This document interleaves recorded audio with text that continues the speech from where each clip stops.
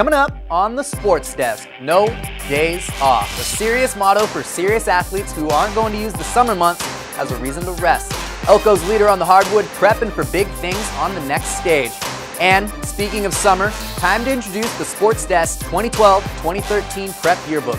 3 Pioneer League squads today all started the year with one goal in mind, but each taking their own path to chase after it. Plus, we don't just pick up heavy things and throw them around here in the South Bay. Nope. Torrance's hotspot for getting it in offers a unique definition to the concept of a gym.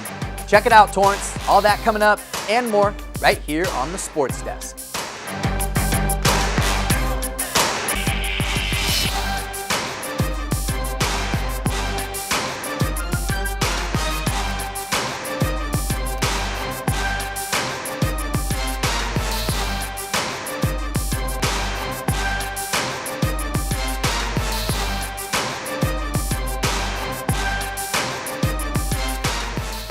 Hey there, Torrance. Welcome back with us for another week right here on the Sports Desk. I'm your host, Wan Hernandez. So, summer is officially upon us in just under 2 weeks now. Exciting stuff, but in the life of any athlete, summer's never about kicking back and taking time off. It's quite the opposite, actually. You see, El Camino's Josh Wilson doesn't exactly have a long history on the basketball court, relatively speaking. But that didn't slow him down when it came to being Elko's go-to guy and earning himself a ride to the next level. So, he'll be hard at work the next couple months getting ready for some Yotes basketball. Coach Ephoff's first season at El Camino College was a challenging one. The Warrior basketball team struggled with academic ineligibilities and finished under 500. Fortunately for Coach, though, he had Josh Wilson, his veteran point guard, to help lead the team and keep them forever positive. Though the season was disappointing for the Warriors, and maybe especially so for Wilson as the captain, he took the opportunity to learn and grow as a player and a leader. It's frustrating because you're not winning, so everybody's down all the time. But you just got to try to pick people up, and that's why I really struggled this year trying to pick people up because we was losing. So it was just kind of tough trying to be a leader, but I think I grew as a leader going through the season that we did. The challenge of leading the Warriors was frustrating enough in itself, but to make it even more difficult for Wilson, he didn't start playing serious basketball until high school, so he's always felt behind his peers developmentally. I'm like a late bloomer, they say. I got to the 10th, 11th grade. I ended up transferring to Westchester, and then they started teaching me about AAU ball, and then I didn't know you could get scholarships to play basketball. I thought you just had to keep your grades up and you just go to school like that. So once they started telling me more about that, then I started getting interested, try to get free education, so that was the main goal. Once Wilson realized that his skills on the basketball court could earn him an education, he started seriously thinking about college ball. After shopping around, he found that El Camino was the best fit. I just felt like I wasn't ready to go to the next level, especially at D1. I felt mentally and physically I wasn't prepared. So I just tried to pick the best school to fit me and then further my maturity level and further my education. At Elko, Wilson continued to work hard as he worked towards earning a college scholarship, not just for himself, but to help his teammates out too. The better I get, the better my peers get. So it's like I just have to work harder than they work since they've been doing this longer than I have. I just gotta stay in the gym, just stay focused. While the Warriors' record last year may not reflect all Wilson's hard work, the tough season still taught him many valuable lessons.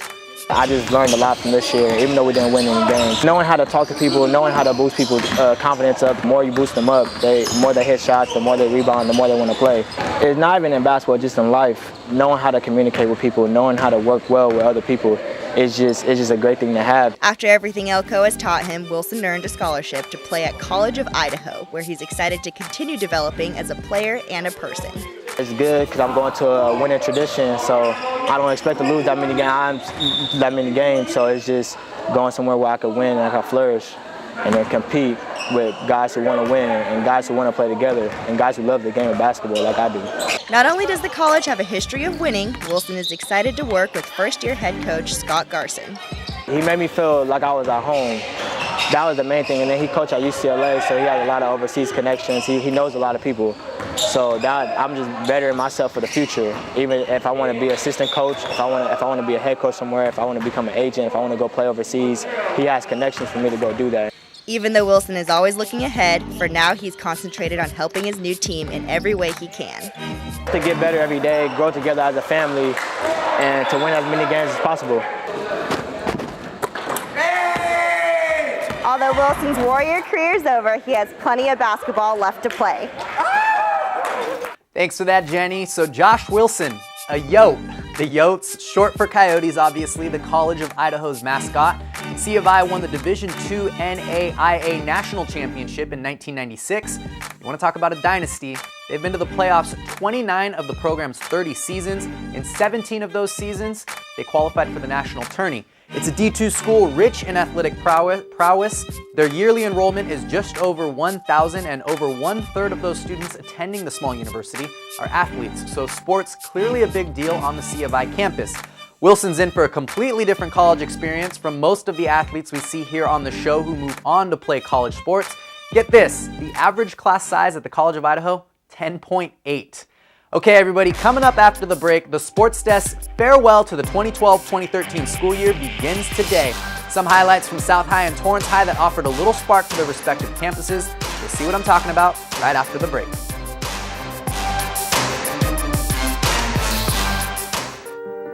I want to leave him, but I just can't do that to the kids.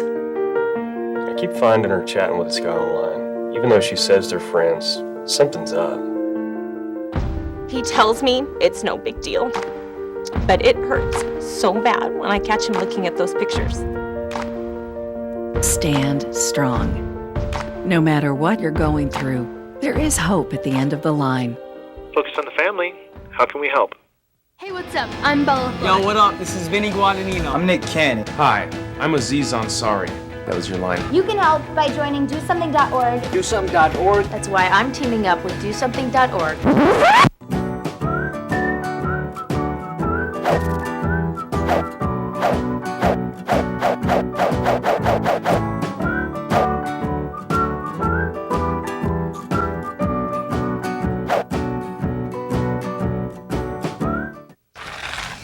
Hi, my name is Oshi Gray, and I just love California raisins.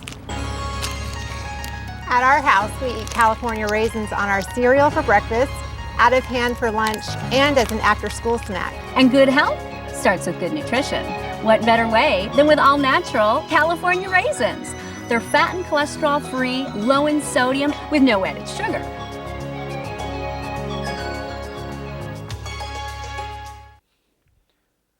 Hey there, everybody. Welcome back to the Sports Desk, where we're about to dive into a little something we're calling the Sports Desk Prep Yearbook.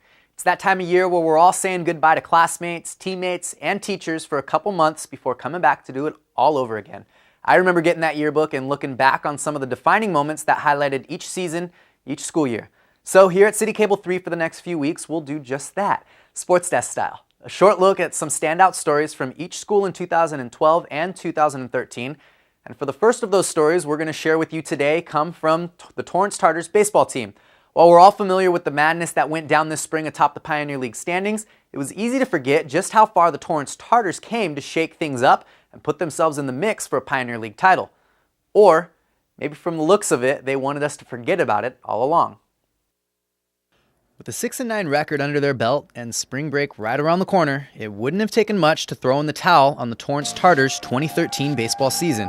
They opened Pioneer League competition with a 6-1 lashing from the red-hot South Spartans. Eventual tri-champions El Segundo were on deck for next week. It was a fork in the road for the Torrance Tartars. Keep slipping or get to work. The Tartars chose the latter. We went into practice yesterday. It was the hardest practice we've had, most focused practice we had. We didn't want to lose twice to these guys. And I mean, the emotion, everything was up today. 2 days later, led by pitcher Kyle Mitchell, Torrance took the reins on their season. A 3-hit complete game shutout with Tartar bats supplying 4 runs in support, even if they weren't needed. So what a game. We've had a lot of adversity thus far this season. These guys came out and beat us pretty good the other day. And he got the ball and he stayed out there all day and just kept going after these guys. So just real proud of him, and the team needed him. I needed him, the coaches needed him, the players needed him, and he stepped up for us today. At the time, the Tartars' first league win might not have seemed like much, but as is the case with teams that persevere to turn in a successful season, hindsight's 20/20, and many would say it was the defining moment of their season. Torrance went on to win 6 of their next 8 league games, their only losses down the stretch of the regular season to Gundo and a non-league loss against La Mirada. The result? A season saved, a successful campaign, and a 3-way tie at the top of the league standings. The Torrance Tartars At once, a 6-9 team gasping for air, but by spring's end, 2013 Pioneer League champs. All right, so take a quick look at that run by the Tartars. A 3-game skid heading into their April 5th game against South High. It is safe to say that was the win that turned it all around. The only Pioneer League team the Tartars lost to the rest of the way before the postseason started was El Segundo, Torrance and South's eventual co-tri champion. They swept Centennial, Lawndale, and North down the stretch with a combined score of 59-13.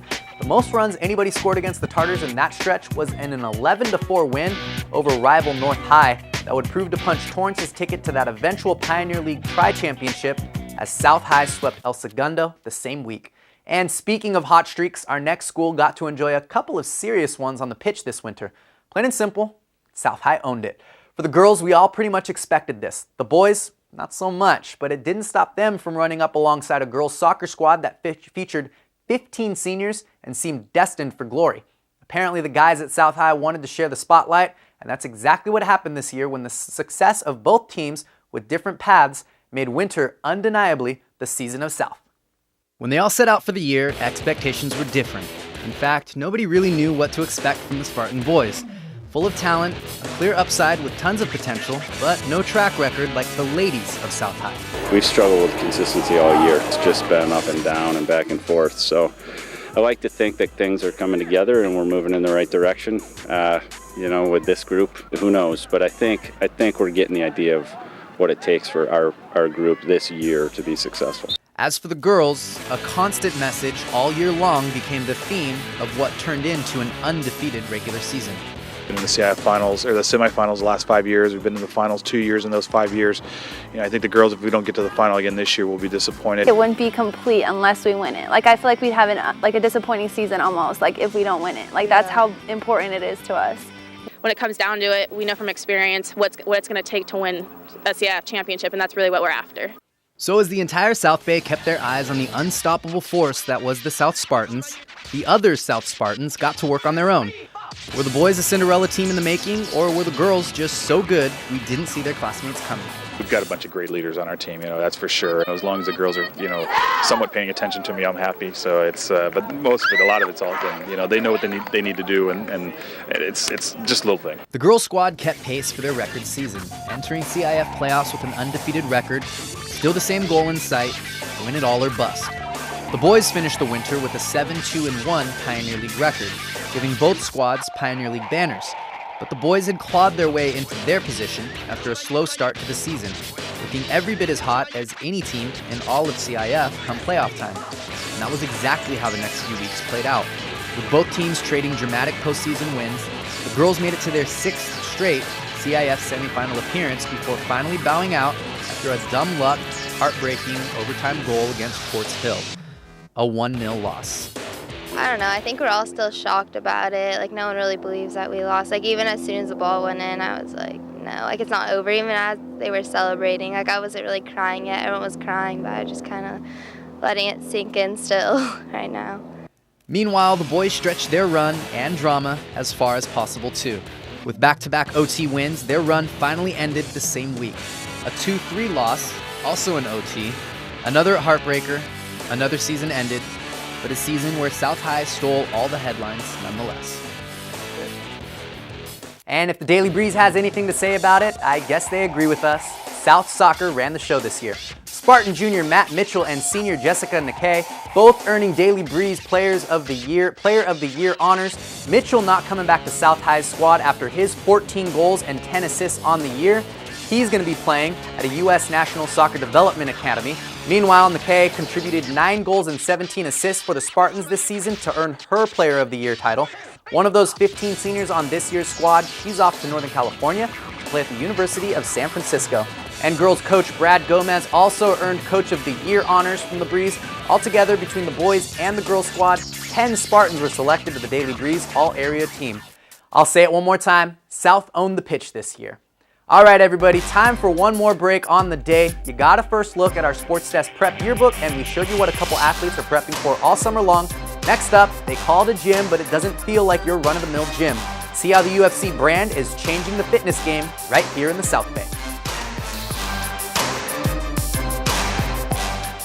Sergeant Michelle Garcia served meritoriously in Iraq and has the medals to prove it. Soon after leaving the Navy, Lieutenant Chris Scott found a job, a home, and started a family of his own. Corpsman Richard Stokely took the skills he learned in Vietnam and put them to good use as a paramedic. But soon after leaving the military, each of these veterans fell on hard times and faced homelessness.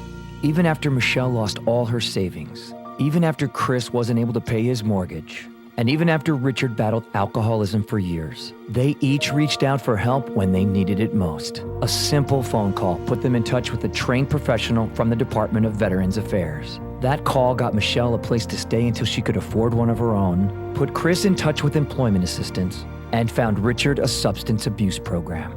These veterans are success stories not only for how they were able to help others while serving their country, but for how they were able to let others help them.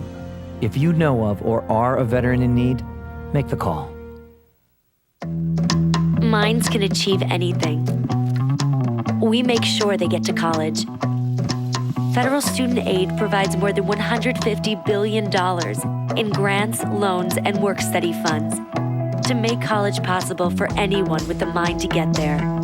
Because if given the chance, minds will do great things. Federal Student Aid, proud sponsor of the American Mind. Learn more about money for college at studentaid.gov. Hello, Torrance, and welcome back once more to the Sports Desk. We're going to wrap up the show this week away from prep and JC sports for a feature that could apply to anybody in the South Bay. Here on the show, we featured everything from yoga to kettlebells to CrossFit, all to show you training for any sport or just fitness in general doesn't have to be about picking up heavy things and smashing them together.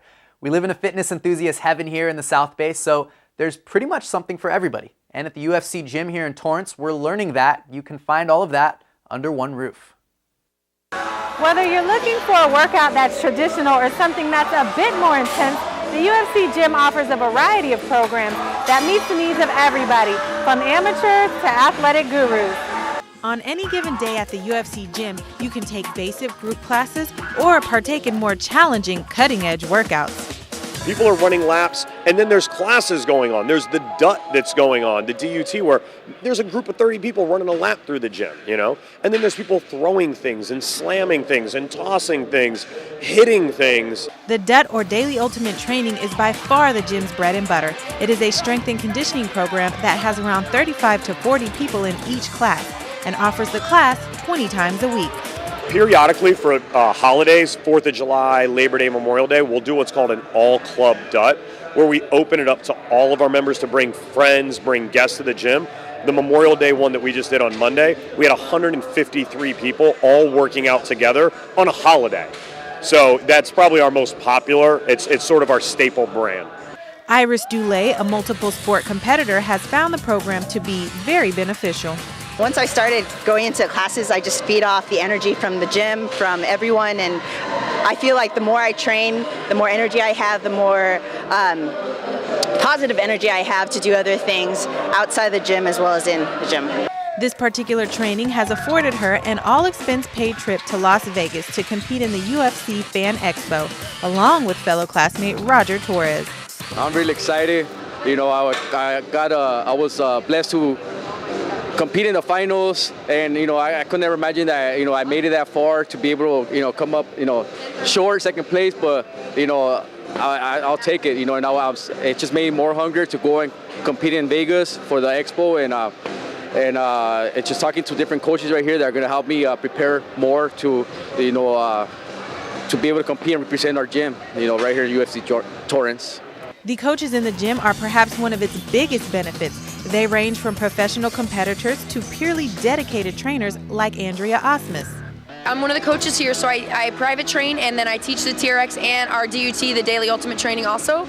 So I use it in all facets, and that's how I got to be in this industry and in fitness is I started with the TRX. The TRX is a suspension training program that is all core hardcore, and because of the limited anchor point, the class is usually booked solid. These alternative workouts are what make the gym so popular. The slogan of train different isn't just that, it's not something that's slapped on a wall. Everybody really does embrace it.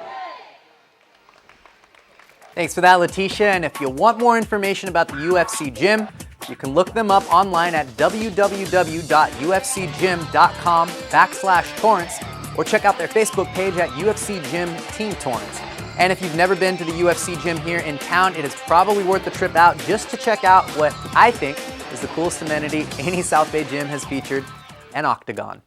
Okay, what other cool places can we feature on the show that you haven't seen yet? I, for one, am an avid yogi. Tell us about your favorite yoga studios so we can visit, or any other fitness facility in town where athletes can go to keep in shape all summer long. We not only want to see it, we want to get in the mix here at the Sports Desk, so shoot us an email and let us know what you've got going on. You might see your story right here on the Sports Desk. It's the Sports Desk at torranceca.gov. Okay, everybody, that's going to wrap it up for us this week. We will see you next time right here on the Sports Desk.